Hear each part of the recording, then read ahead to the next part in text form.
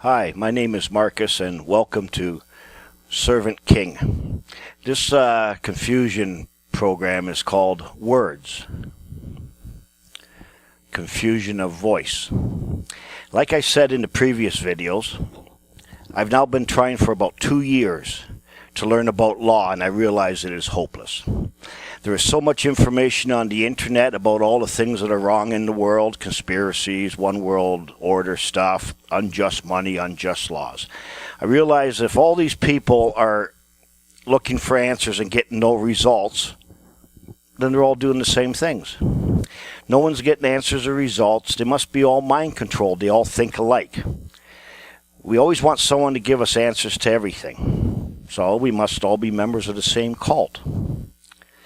But nowhere on the internet or any of these self-taught gurus on law do they ever say the problem is you own no property, because they don't know it. They believe the lie. So the answer I'm looking for has to be more simple, but I don't know what I'm looking for yet. I know I own no property, but I don't know why I don't own any property. I stopped listening to everybody and I just sat down and think. And then I think some more. So I did something unusual. I accepted the fact that I was brainwashed, mind controlled. I think like everyone else. Can I salvage anything from my mind before it was irreparably harmed? Most people wouldn't think of an approved education or established religions or the media or history books as damaging their minds, but I do. So I went back to my childhood, prior to indoctrination, mind control, before my mind was altered in certain ways, before nonsense and the absurd became my new normal. What was my first impression of things when I heard them? So I tried to remember these things. So I went back to my childhood, and I sort of need to wash my brain, clean it up a bit. So here's a few things I thought about. Corporations. The first time I ever heard the word corporations, it's a company, and it's a separate thing, a separate legal person. I didn't know that back then. And if the company went bankrupt, couldn't pay its debts, even though I owned the company, the people that I owed money to, not too bad, you just lose everything. And I could keep all my other things personal, myself, and I wouldn't have to pay these debts. I thought, well, that's not right. That's wrong. How can you do that if you owe somebody something? Second thing was lawyer's advice. I remember my dad had to go see a lawyer about something. I'm very young. And I remember my mother saying, make sure you know how much you have to pay him before you go there. And I thought to myself, why would you pay somebody any money if they're just going to tell you something? It's not like he's doing any work for you. So you just go ask somebody something, they tell you, and why would you give them money for that? So that was my first impression of that. Church hypocrite. I was an altar boy for 9 years. Roman Catholic. At the end of one Mass, the priest, when he was doing the announcements, he said, I'd like to introduce a special visitor we have here today. And he introduced a United minister or a Methodist minister or Baptist minister or whatever. And this man stood up. And I was walking towards the back of the church, getting ready for the procession out. And I stopped dead in my tracks and I thought, why is this priest doing this? This is our enemy. I hate him. Now, I'm just a little boy, 7, 8 years old, maybe 6, 7. Who put those ideas in my head? Never seen this man before, but somehow I hate him. So where did these ideas get put into my young mind? Our enemy. I'm a little bit older, getting to learn about the world. All these different countries hate each other. They're at war, got nuclear missiles pointed at each other. And then I'm watching TV one night, and I see the leaders of 2 of these countries that hate each other, ready to kill each other.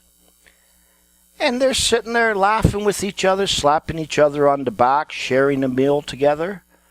I thought, they're not enemies. They like each other. So what's going on there? Voting. first time somebody explained voting to me.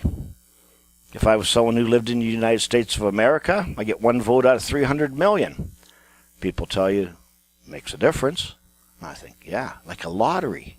How can one vote out of 300 million make any difference at all? So I didn't believe that either. Son of Canada. The first time I heard you're a son of Canada, or the sons of Britain, or the sons of... I thought, what? How can you be a son of a country? That's stupid. It's not possible. So you see, these are just a few things that I did. Just an exercise to begin the process of getting control of my mind. Now, you will recall from the previous videos how I needed to learn about words.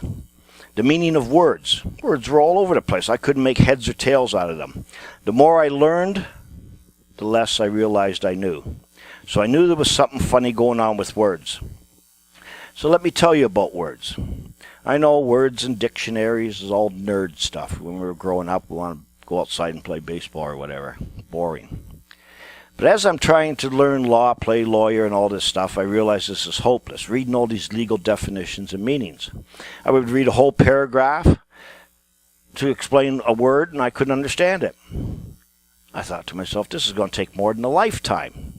Not even a lawyer can know all the law. They specialize in various parts of the law. But I have to obey and understand all the law. Now, at the time, I had no idea that, in fact, I am an attorney at law, but just a dumb one. If I looked at a normal dictionary versus a law dictionary, words would mean different things. An ordinary word would be defined as this or that, and in law, it would mean something else. How can words mean different things? I remember looking at the word raptor in Canadian law. It said it was a bird of the order Strigiformes, falconiformes, and included eagles, falcons, hawks, owls, vultures, and so forth, and included their eggs. I go to another law book, and I look up the word raptor, and it says sea ravisher. I look up ravisher on the next page. It says one who seeks carnal knowledge of a woman against her consent. What? This makes no sense. So I'm looking through various laws, statutes, and so forth, and it would say that in this act, this means this or that, and will include this or that. Or in this act, this will be this, which means if it's not in this act, it will not be this, but it would be something different. Well, now it's even getting more ridiculous. How can a word mean this here and that there? It would be easy to trick you, don't you think? Now, this was written by a law professor a number of years ago, probably an honest one. I'm just going to read this to you. He says, dealing in words is a dangerous business. Dangerous business. Hard to believe. And it cannot be too often stressed that that's what the law deals in, is words. Dealing in long, vague, fuzzy meaning words, an even more dangerous business. And most of the words the law deals in are long and vague and fuzzy.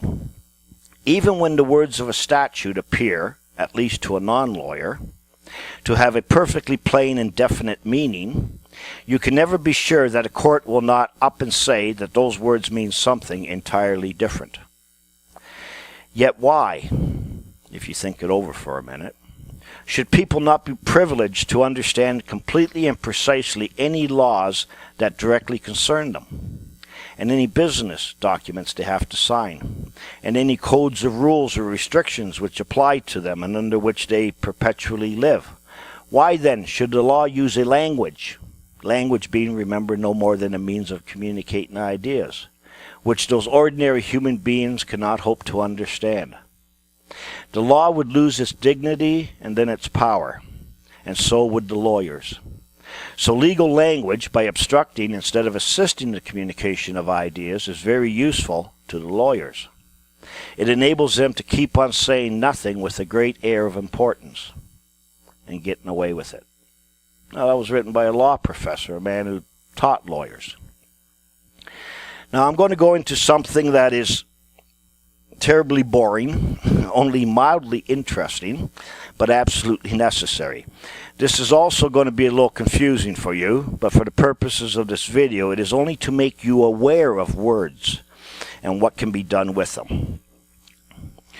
Did you know that something necessary cannot be otherwise?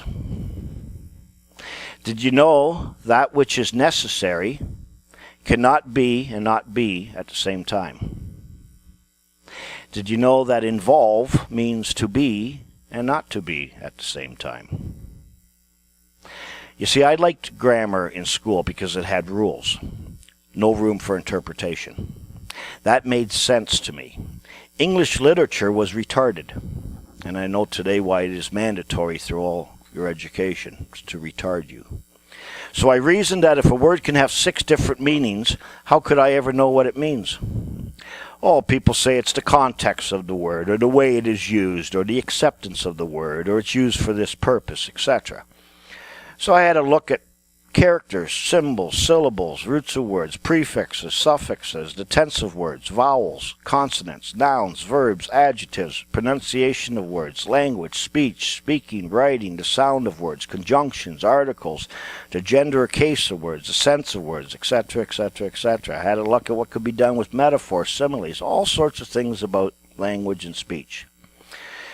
So what is a word? A word is an uttered sound or a written symbol used to communicate. If the hearer or the viewer of the word recognizes the word as it is written or sounds, he will know what you intended to tell him. Words are a code. If you know the code, then you know what the guy is trying to tell you. If you don't know the code, you haven't a clue of what he's saying. Words can represent to your mind places, things, people, events, concepts, thoughts, ideas, real things, imaginary things, basically anything the mind can conceive. But as we will learn, words can also deceive. Remember, there are only 2 ways to see. One is with the eyes, and one is with the mind.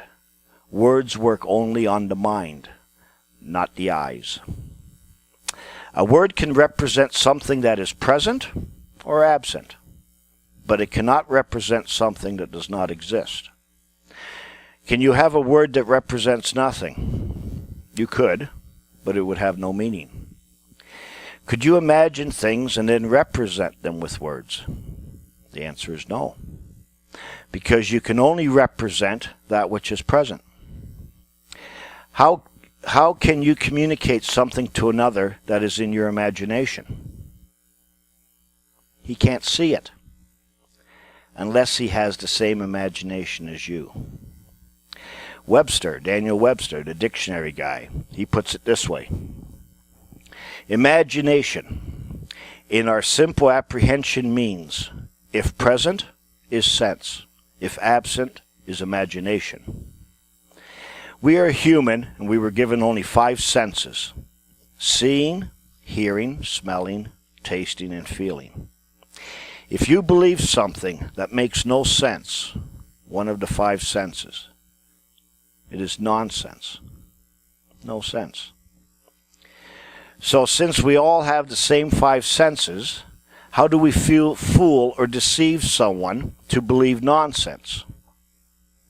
Well, we use intelligence, the ability to perceive nonsense.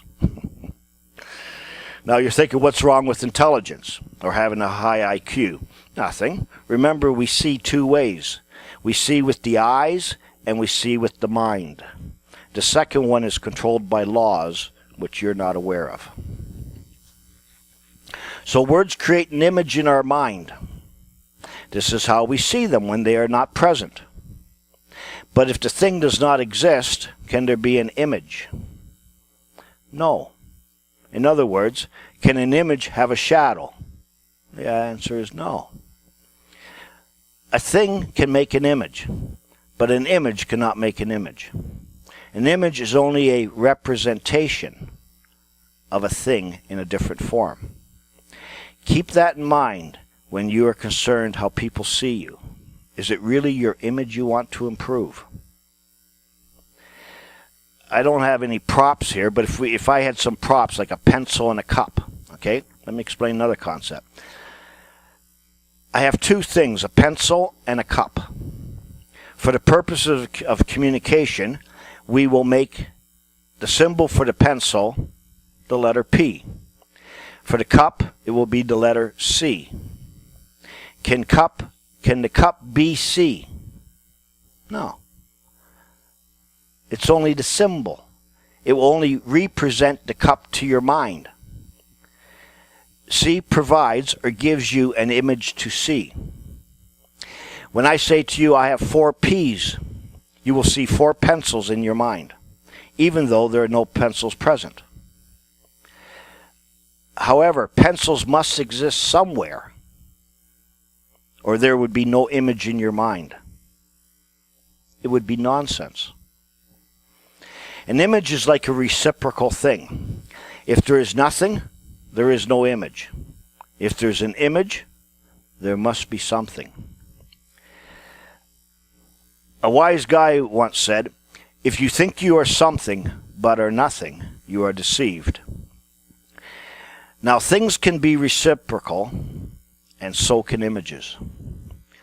An example of a reciprocal image would be a father and son. In order to be a father, there must be a son. In order to be a son, there must be a father. Parent-child is also reciprocal. In other words, if your parents had no children, there's a good chance you won't either. Some people have said, I am the image of my father. I guess the only way you would know that is if you have seen my father. Can C represent the pencils? No. If it did, you would not know what I am trying to communicate to you, and you will see the wrong image. So a word can have different meanings. So can a word have different meanings? No. Because if it did, it could trick you or deceive you. You may see the wrong thing, the wrong image. Excuse me. If we put 4 symbols together to form a symbol like the word tree, T-R-E-E, you will see a tree. If I say there are a row of trees along the driveway, you will see a row of spruce trees along the driveway, or a row of maple trees. Not specific enough, lacking information. So what you see will be based on what you know, but also on what you do not know. In other words, deceit can be achieved by learning the wrong thing as well as by the true or right thing being kept from you. If knowledge is lacking, that is one thing. But if it is purposely kept from you, or you are given the wrong knowledge on purpose, that is deceit. What you will see is based only on your past experiences and associations developed during your life. It all depends on mind control. So, you can only see what you know or believe the word to be. If you do not even know the word, you will see nothing. You see, words are a secret code. If I look at Chinese words, or somebody speaks Chinese to me and says, look at the row of trees along the driveway, I won't see anything. The words are a secret. Not my secret, but the one who spoke them. The whole idea of words is so that you can see. I know you use your eyes to see. Well, not really. In fact, what you see will determine what you believe. And what you believe will determine how you act. And you will believe what you see. In Webster's dictionary, Daniel Webster again, he says the following about the meaning of words. He says, it is the sense of words or expressions, that which is to be understood, that which the writer or speaker intends to express or communicate. Words have a literal meaning or a metaphorical meaning, and it is not always easy to ascertain the real meaning. People think the literal meaning is the real meaning. He's saying, not really. Definitions of words are never what they are. Definitions of words only give them definition. The definitions set the boundaries or the limits of what the word will mean or be or include. The best we can do is arrive at the sense of a word, but in all cases we must know what the writer or the speaker of the word intended to communicate. Black's Law Dictionary explains words like this. He says, words are symbols indicating ideas and subject to contraction and expansion to meet the idea expressed. Such have been referred to as labels, whose content and meaning are continually changing with the times. So, Black's Law is saying the meaning of words are continually changing and shifting. Do you believe that? Or is that what we are doing? So Bob asked me to bring him 2 chickens. When I get there, he says, "What the hell are you doing?" I tell him, "Oh, the word changed since we last spoke. Here's 2 rabbits." 2 things cannot be represented by the same word. Likewise, one thing cannot be represented by 2 different words. I could say to you, money, funds, capital, proceeds, revenue, income, credit, currency, cash. You would think these are all money. But if they're all money, why do I need a different word? They may be like money, but they are not it. 2 things can never be the same. It's not possible. If 2 pencils are the same, and this pencil commits a crime, we can put the other pencil in jail. Why not? It's the same pencil. I guess if the innocent pencil appeared to be the same pencil as the criminal pencil, we could impose a sentence on the innocent pencil because it not only appeared to be, but assumed and took the place of the criminal pencil. Sort of like a forgiveness thing. Stand in the place of. In fact, both pencils would have the same name. But if you look very closely, you will see one is a numbered pencil. A little foreshadowing here. 2 things can never be the same. They can only have the same qualities or attributes. They have the same color, the same length, etc. I once read a court record where a guy did not want to pay his taxes. He said only persons have to pay taxes, and he's not a person. The judge said a person is a human being, and you are a human being, so you have to pay taxes. And the guy shut up and sat down. Why did the law not say all human beings have to pay taxes? Why did it say persons? Persons are not human beings. The judge said a person is a human being. I'm telling you, a person's not a human being. They may be the same in some quality or attribute, but they are not the same. Exactly alike, incapable of being perceived as different, being the exact same one, not any other. It may not be the same one, but it is the exact one. But how can it be one and the same when to be the same requires 2? This is the same. Same as what? Same as that. So same requires this and that. So now we have to learn what it means to be as. Very important word to understanding the illusion and how the trick is done. To be as is to become something that you are not. It requires you to be something different and move your position.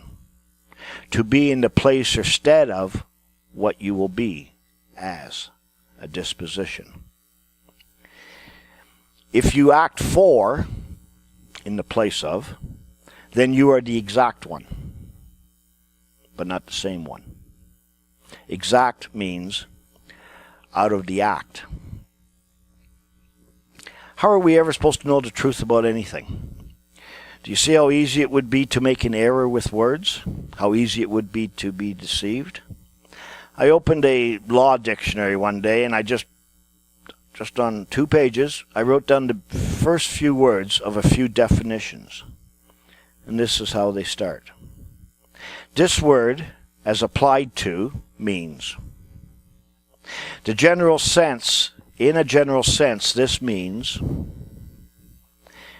the radical sense of this word is,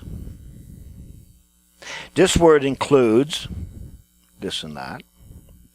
As used in this act, it means, the legal meaning of this word is, in a popular sense, this word means a term formally applied to, a term sometimes applied to. In maritime law, this means the most simple acceptation of this word is, this word signifies, this term exhibits, this word means, but it's not used anymore. This word pertains to. In civil law, this means, this word relates to, this term applies mainly to. These are the beginning words of definitions of legal words. The legal system can make a word be whatever we want it to be. You could say that legalism is magic words. In this act, this will be that. But for the purposes of the act, that will be this. Otherwise, it may be something else. When you talk to kids today, they will say things to you like, you ask them a question. Well, it's like this, and I did like that, and it was awesome, and I like this. And I sit there and I listen, and I go, is it a zebra? I mean, you're telling me what it's like, and I'm supposed to guess what it is. Why don't you just tell me what it is? People can't speak properly anymore. We also pronounce words differently, and then we are tricked. We violate the rules of grammar. Then we use words totally wrong and stand there totally dumbfounded when we hear certain things, like, your birth certificate does not represent a living individual. Everyone goes, oh, how can that be? The birth certificate is just a piece of paper. It can't represent you. You have to represent it. The reason you don't understand that is because you fail to understand what the word represent means. For all the pro se common law gurus out there that laugh about representing themselves, a lawyer once said, or a judge once said, he who represents himself has a fool for a client and an ass for an attorney. Now go on, try to represent yourself. You can only present yourself, and you can only represent something other than you. And you can only do it as appearing as. It is not reality. When lawyers are called to the bar for admission, they present themselves. As an attorney, they appear for you. We also say many stupid things every day. Stupid sayings. Things like, where do you live? Well, I live over there. Do you live over there? No, I live over there. So if you go over there, you're dead. What does it mean, where do you live? Very important to understanding the illusion. The late John Smith, if we wait a little bit longer for him, maybe he'll show up. Is he just late? Late for what? Do you think he died? Well, is he late or is he dead? Did he die? Or maybe deceased, depart, perish, pass away, give up the ghost, expire? You see, what is the sense of the word? We use words many times in the wrong way. Another word, used to be. What did you used to be? What did you use to be what you were? I used this to be what I am. I used to be used to using it, but I don't use it anymore, so you can't tax me. I knew an Indian girl, Native Canadian. She said she lost her Indian status card. She said without it, she's not an Indian anymore. She said she used to be an Indian. What did she use to be an Indian? I also knew a black guy, a friend of mine. He had a black status card. He lost it. He said, without it, I'm not black anymore. These are only a few examples to make you think very carefully. Go carefully word by word when you're trying to figure out something. Do not forget the little words. You can be in something without being of it. Very important statement again. Then I found a short article on the internet. Very rarely do I find anything on the internet that helps me. But this article sort of, in a way, summed up what I'm telling you. I'm going to read it to you. It says, the deliberate alteration of words, or meaning of words, to achieve political or social ends. The extreme version of this practice was referred to as newspeak, describing the practices of propaganda. Newspeak referred to a practice used by the government to reduce the amount of words in language in order to inhibit the exercise of independent thought by the public. This had the effect of cutting people off from information about their past and limiting their ability to interact with each other regarding present circumstances. Not only were words given limited definitions, many were eliminated altogether. When those in positions of public responsibility and the public cannot agree on the definition of words, everyone in the process becomes the political target of political manipulation. An alternative to newspeak's reduction of words and definitions would be to expand the number of definitions of words until no one is capable of arriving at a certain meaning for what they read. This would be another method to achieve the same objective of controlling communications. Intentionally or unintentionally, providing ambiguous or altered definitions of words greatly inhibits communication. It confuses matters and removes people from a knowledge of history and the majority of information resources simply because they don't understand the traditional meaning of words. Sure, they have free access to information in abundance, but what benefit is derived if they cannot understand the definition of words being used? Even more disturbing is the fact that the readers might happily come away believing their false views and flawed conclusions are absolutely correct. There's a difference between the use of slang and the deliberate alteration of meanings for political purposes. However, the end result is the same. Those members of the public who are not familiar with the traditional meanings are swept away in a popular tide of modern use. Unless someone enters the picture who can point out the significance of the original meaning of certain words, the public will benefit but little from efforts to study an historical document such as the Constitution. Another warning about the destruction of language and history is presented by simply burning all the books. As the body of information available for human consumption continues to grow geometrically, while communication becomes more difficult because of the deliberate evolution of the definition of words, anyone who has a vested interest in controlling the masses will find his job mostly done. No one will need to burn all the books when there is no one left who understands them. End of article. How are you ever going to know what anything means? The reason I explain this about words is so that you may understand and see how I discovered things in the subsequent programs. Whenever you read something that makes no sense to you, but apparently is correct, you will instantly know that one or more of the words cannot mean what you think it means. So let's have a look at a few words here. Proper. Peculiar, naturally or essentially belonging to a man or thing, not common. That is not proper, which is common to many.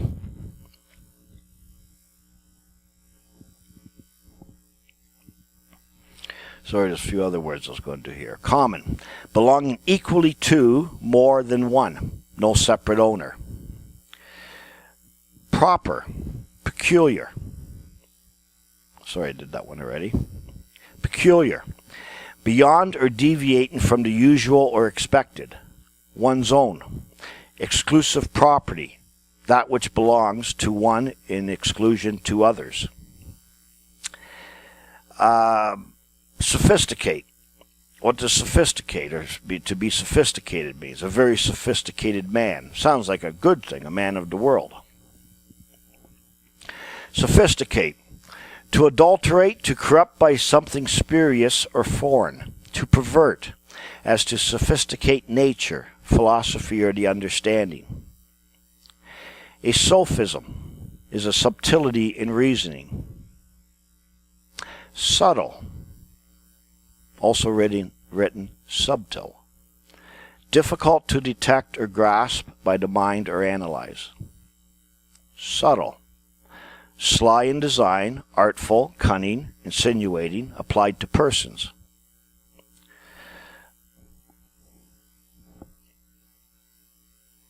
Civilization.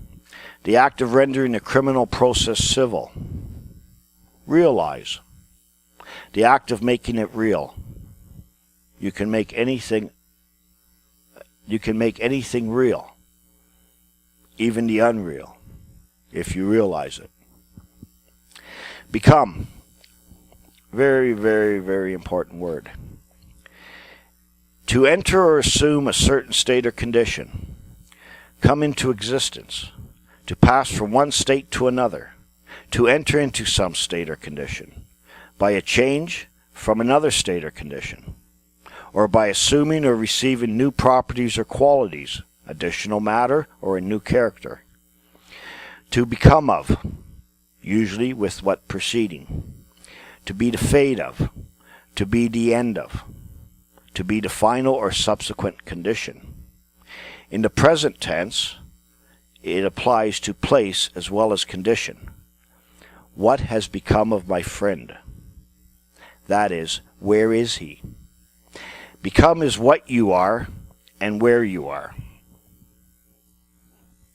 Remember when I said you can never return to who you are and where you are if you use the get out of jail free card. Remember that? Appear. What does it mean to appear? It means seems to be as opposed to reality.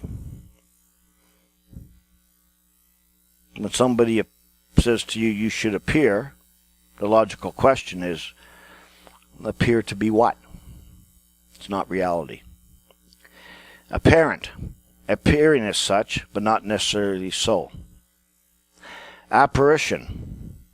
Something existing in perception only. Apparitor. One who summons to court. That word's not used anymore. Identity. The distinct personality of an individual regarded as a persisting entity. Exact sameness. Identify. The act of making or proving to be the same. Go through a few more words just for some fun here. Rome. The capital of the Roman Empire, the seat of the Roman Catholic Church.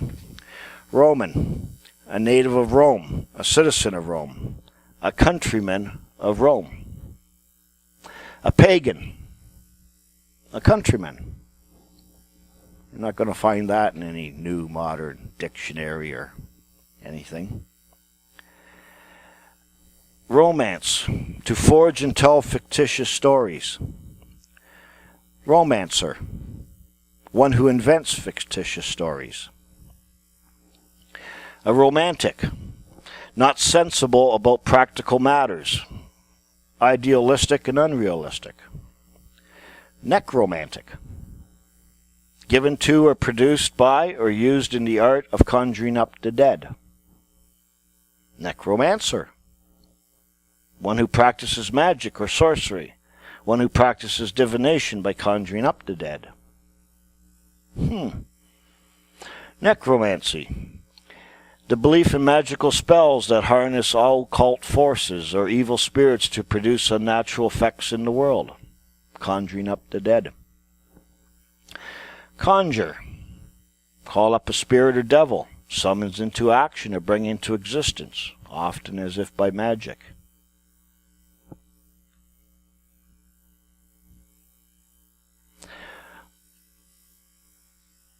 Have you ever been given a summons to appear? Maybe in court? As an apparition by the apparitor? What would you think if I told you, what would you think if I told you that a summons to appear is a conjuration? What would you think if I told you that you practice necromancy every time you appear in court? What would you think if you practice the occult every day of your life and don't even know you're doing it? What do you think? Be pretty unbelievable, wouldn't it? Can't believe that. Everyone can't be doing this. That would be unbelievable. The most common words we use every day, we never stop to think about what they mean. Why would we? We're educated. We have an approved education. In the next video, we are going to look at only one word, and that word is person. This one word is the key to grasping the illusion you live and why you own nothing. Till then, my name is Marcus.